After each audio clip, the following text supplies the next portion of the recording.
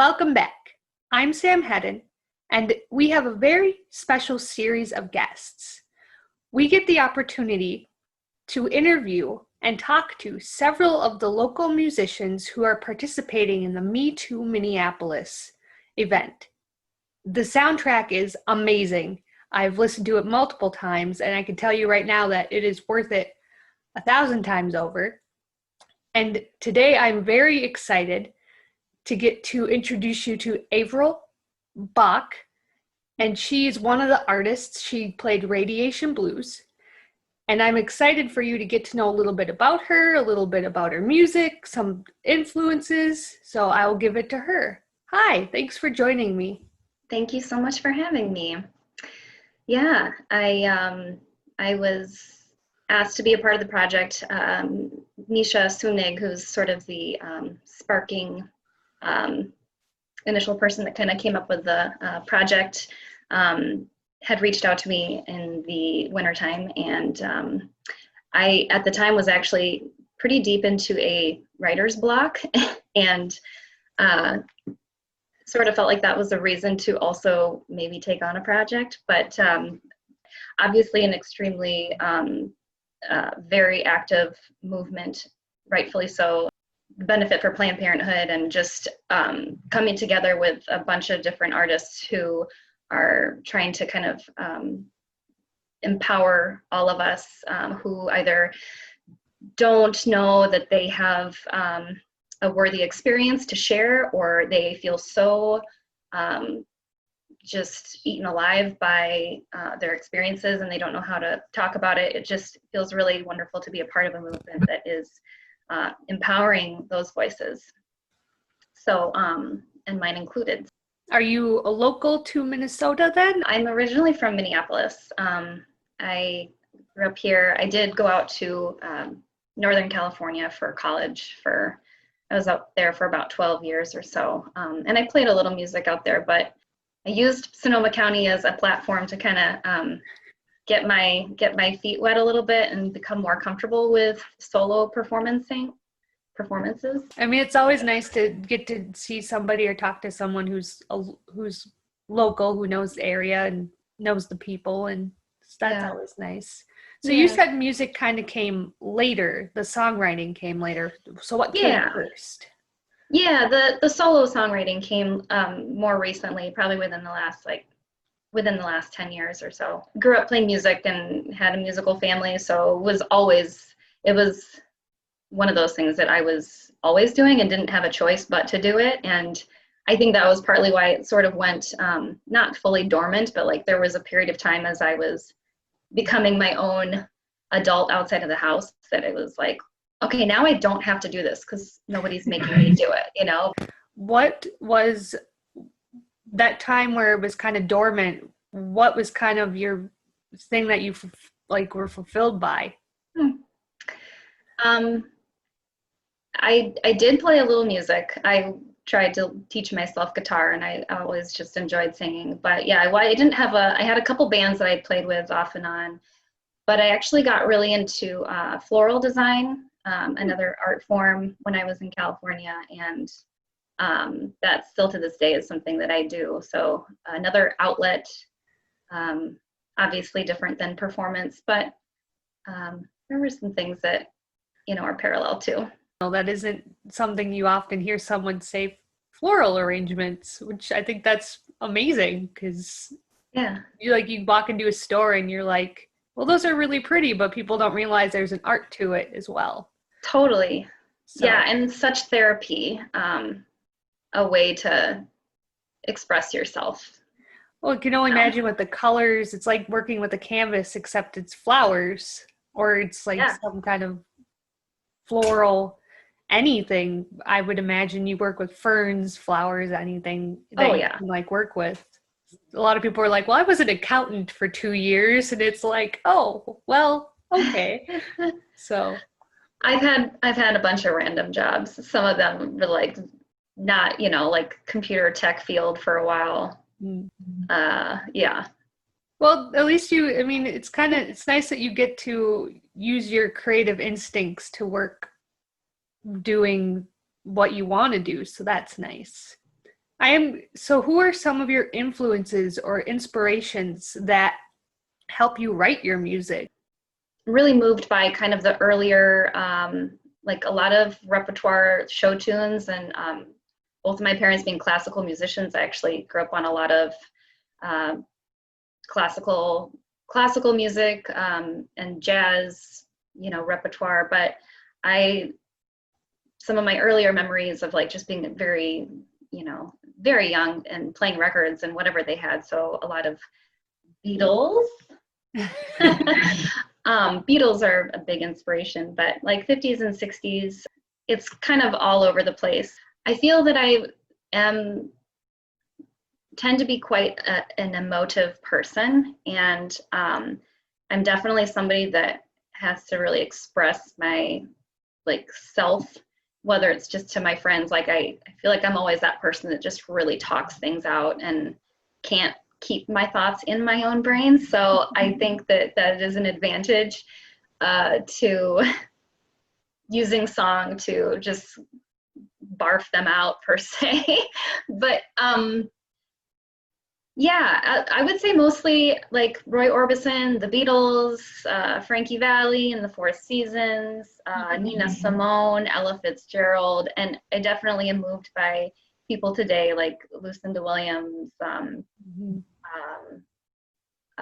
the Alabama Shakes, may they rest in peace. People like I really, yeah, I think I gravitate to the earlier stuff. You said you were kind of in a writer's block when he asked you to do this, and you came up with Radiation Blues. Can you kind of tell us how you managed to come up with that when you were in your kind of that blocked mindset? Yeah. Well, first it sort of felt not intimidating, but it was such a steep, it's such a deep subject. And so it's so nerve-wracking to be like, well, okay, how do I feel? What am I trying to portray? I just felt very overwhelmed. And I kept kind of toying with the idea of like, there's this deep forest where it's so dense, and it's like, do you dare go into this deep forest? And I mean, yes, but you get lost. It's dark, it's prickly, you have no idea what's out there. And so I did a lot of just kind of free writing, and kind of had structured the song in a different way than I have structured others, which was a very like cut and paste, like just everything that I'm feeling and finding like the highlighted words and the highlighted emotions, and just like not caring that it made any sense and finding that it made just fine sense. And I was really inspired by conversations that I've had with people. One in particular, I had spoken with somebody about just like wondering what their mother would actually think of the situation, or like what somebody may have said to someone. And that just kind of kept being my end question. Like, yes, you can act this way, you can think this way, you can do this to someone, but do you ever just reflect about like the people that care the most about you, the people that helped raise you, the people that are a part of who you are? Like, don't you think they would be so ashamed of your actions? Right. And like, I just can't get over that. Like, they just must not think about that.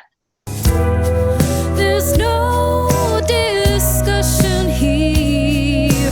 What would your mother say? What would she do if she knew? If she knew, what would she do?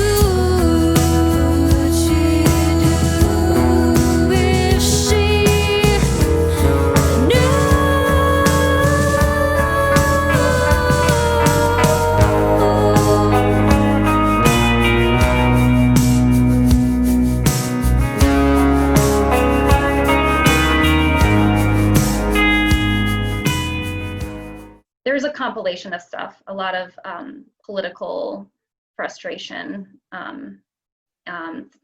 This was when Harvey Weinstein was also being his sentencing or this was the turn of that. I think it was in January. I can't remember the date, but just watching his body just like falling apart, like this man was like thinking he was just on top of the world like 2 years ago, and he's just like, stuff comes back to you, I mean, there's such thing as karma. There just things will eat you alive. I don't know if you're working on an album right now, but do you think a lot of that will play a role in future music now that you've kind of did something a little structured, something a little different? Being a part of this project and being a part of multiple voices, I mean, for the album, and just like letting my voice be heard eventually out there, it's that in itself was like hey, like the way you're feeling or the things that you're contemplating, all of those thoughts are valid, and you don't need to have any explanation like you felt this much of this, so therefore you're allowed to, there's been a lot of self-acceptance as a songwriter and as a human being that I have tried to like reiterate to myself through the process of writing the song and just being a part of the project, the topic of the project. So yes, I do, to answer your question.